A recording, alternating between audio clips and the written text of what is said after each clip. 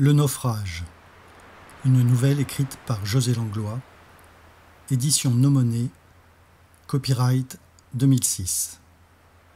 3 semaines à peine après que les pairs de l'amirauté m'eurent élevé au rang de capitaine, je fus affecté, sur recommandation expresse de Sir Baldwin, du ministère de la Marine, au commandement du Far From Heaven, pour une mission d'exploration de l'océan Noir, au large des terres arides d'Aqaba.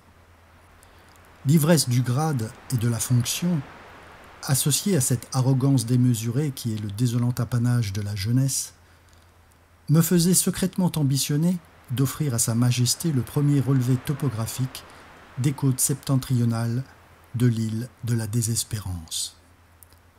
En mon fort intérieur, je ne doutais point que cette cartographie audacieuse, scellée du sceau de la bravoure, m'ouvrirait les portes de la noblesse et transporterait le nom de mes ancêtres jusqu'aux générations futures.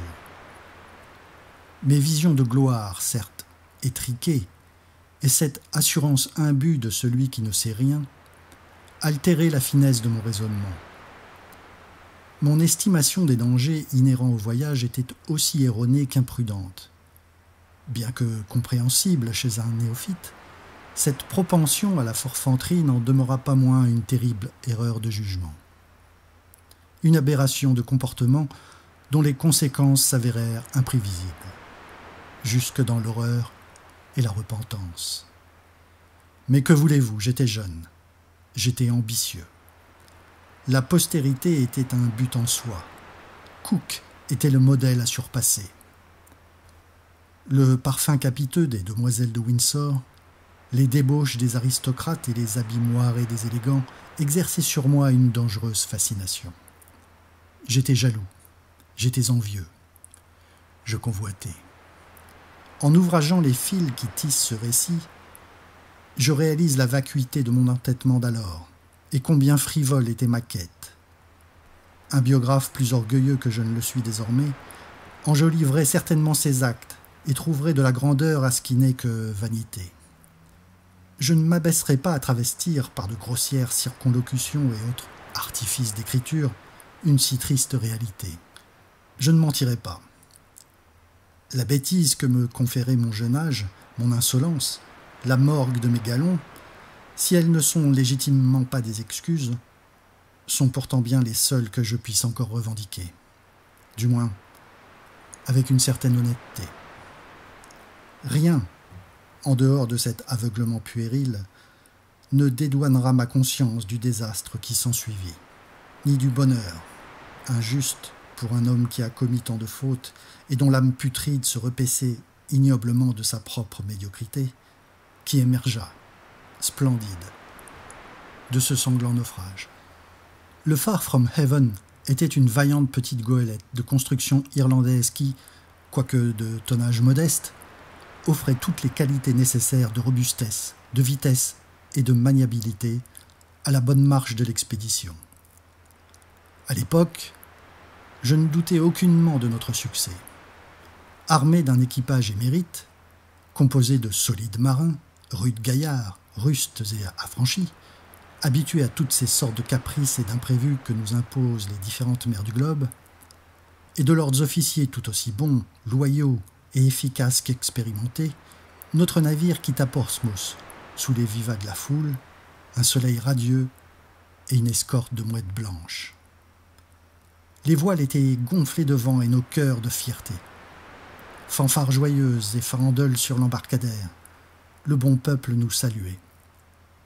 Et dans mon immense présomption, je pensais que c'était moi, jeune faraud de 28 ans, dont l'outrecuidance sculptait l'âme telle une figure de proue à la hideur consommée, qu'en priorité, il acclamait.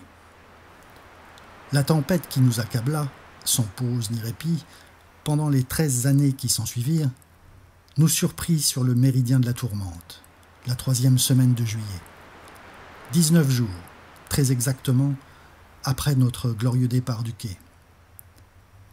D'après le journal de bord, nous filions 6 nœuds sur une route sud-sud-ouest.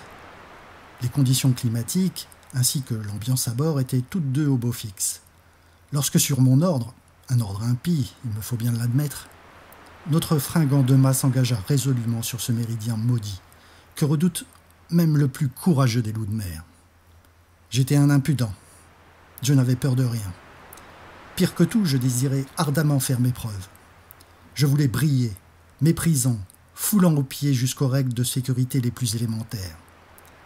J'ai Dédia Black, un camarade de promotion que j'avais enrôlé pour sa fidélité et entraîné à être mon bras droit, m'emmena discrètement à l'écart des hommes, sur le pont arrière, hors de portée d'une éventuelle paire d'oreilles indiscrètes. Dans un langage direct, mais respectueux, il tenta vainement de me dissuader d'accomplir pareille folie. Le méridien de la tourmente n'est pas une voie à prendre à la légère, capitaine. Je vous en conjure, reconsidérez votre position. Suspendez ce commandement. Comment osez-vous remettre en cause les ordonnances d'un officier supérieur, monsieur Black ? Croassai-je, en m'étranglant presque de rage. Outragé par ce que je considérais alors comme une impertinence, une offense impardonnable faite à mon intelligence et à ma charge. Cette route n'est tout bonnement pas navigable, capitaine. Une rivière de lave en fusion, le maelstrom géant d'Ictar, ou les fulminantes cataractes d'Ispahan nous seraient moins défavorables. Vous le savez pertinemment. Ce modeste vaisseau n'est pas de taille à franchir le premier mille de traîtrise que cet écoulement sous-marin fomente en son lit. Nous ne pouvons décemment pas nous y engager, ni espérer naïvement nous en sortir vivants, m'avertit-il, ainsi que son devoir l'exigeait. Nous voguerons au hasard, à la dérive, désemparés, sans autre espoir qu'un avenir de perdition. Comment pouvez-vous ne serait-ce que l'envisager, capitaine ?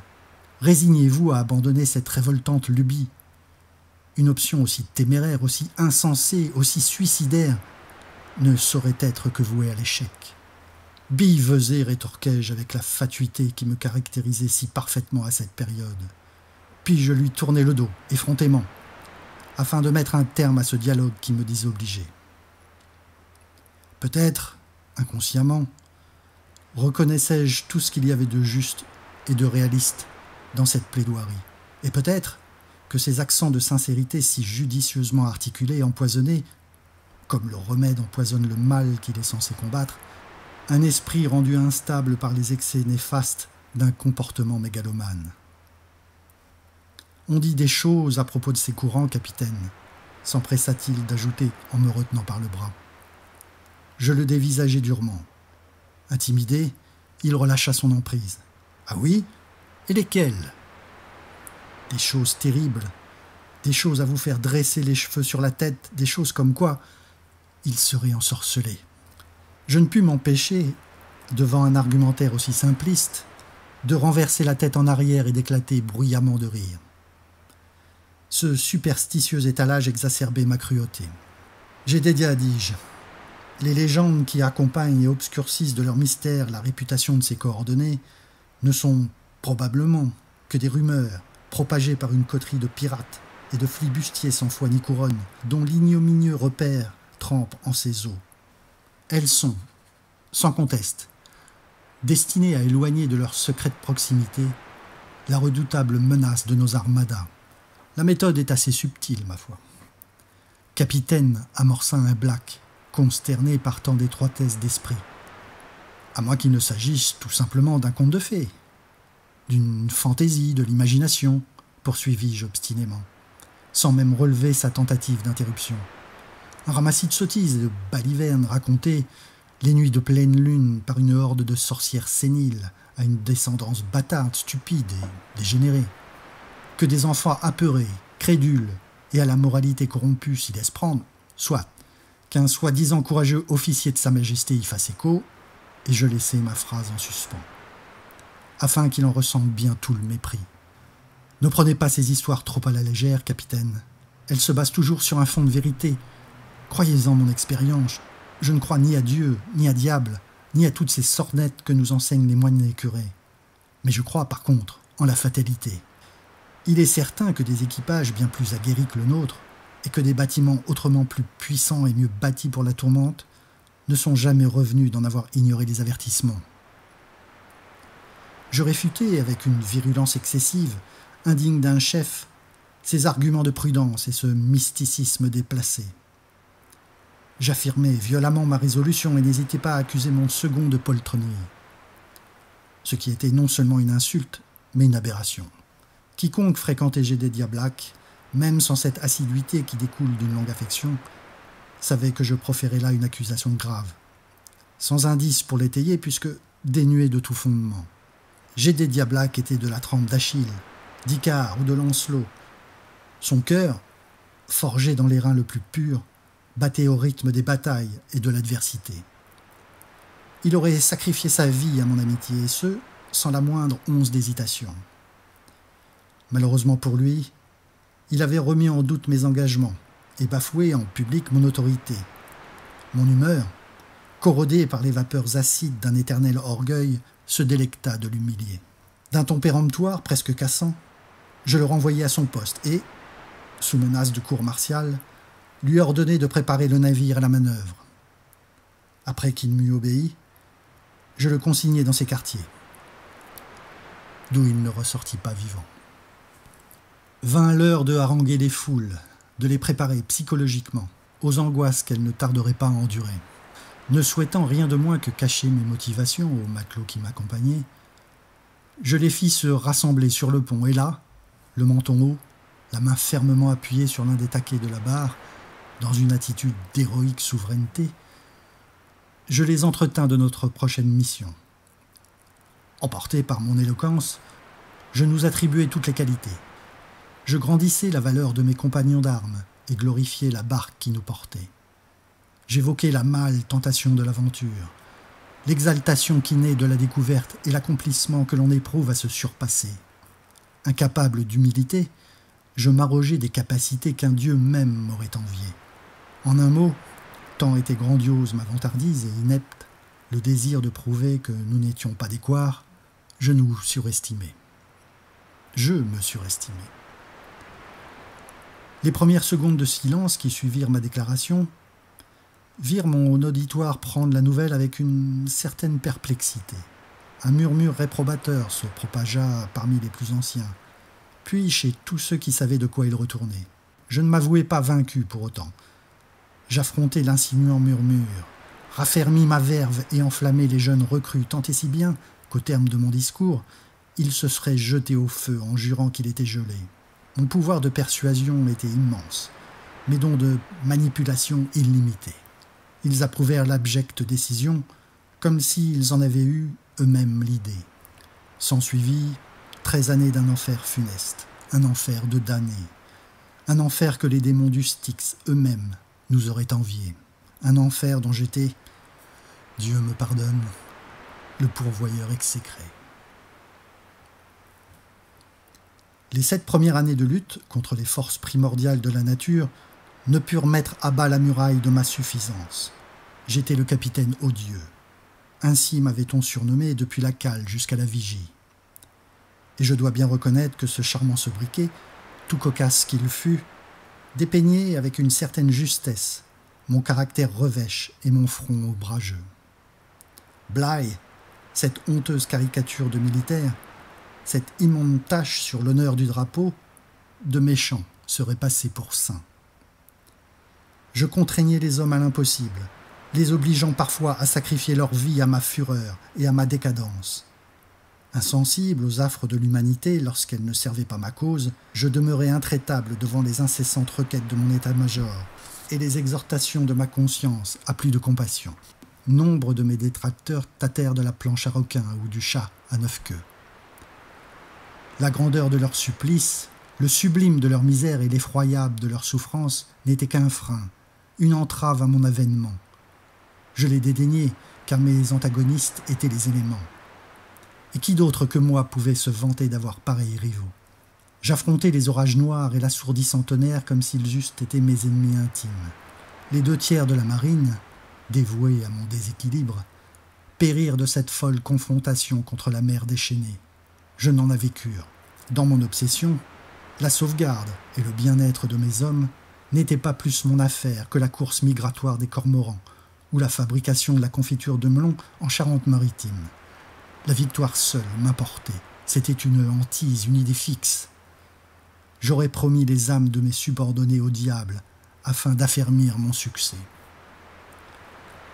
Les 4 années qui suivirent achevèrent d'exterminer mon équipage, tandis que le Far From Heaven perdait dangereusement de son intégrité.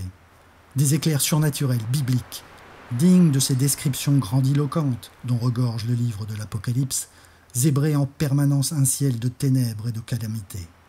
Déchiquetant les voiles, pulvérisant la mâture, la coque, affaiblie par les violents assauts des vagues monstrueuses, dont le fracas assourdissant éprouvait la force de l'armature avec une machiavélique constance, grinçait et craquait sans jamais ni faiblir, ni discontinuer. Et ces gémissements horribles, outranciers, qui résonnaient à mes oreilles, à la semblance d'une plainte humaine, auraient laminé la plus solide des complexions. Le moral des survivants et la confiance que j'avais toujours placée en ma bonne étoile se délitèrent rapidement. Et comment aurait-il pu en être autrement? Elles disparurent dès lors que, n'ayant plus de vivres à rationner, les morts commencèrent à nourrir les vivants. Lorsqu'une déferlante, plus habile, plus vorace que les autres, goba le corps de mon dernier compagnon d'infortune, je perdis le contact avec le réel et sombrai dans la démence. C'est à partir de cet instant, en face à face avec ma solitude, que, faiblesse de mortel oblige, j'endurai les premières morsures de la peur. Durant les 2 dernières années de cet éprouvant périple, je naviguais sur une lamentable épave dont plus rien de flamboyant ne subsistait. Le Far From Heaven était, comme qui dirait, déchiqueté, brisé, pulvérisé.